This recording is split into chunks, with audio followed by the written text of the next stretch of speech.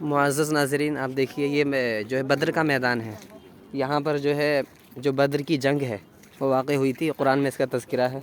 और फ़ैसला कुन जंग थी इसमें, जिसमें कुफ़ार और मुशरिकीन के दरमियान फ़ैसला कुन मारका और जंग हुई थी।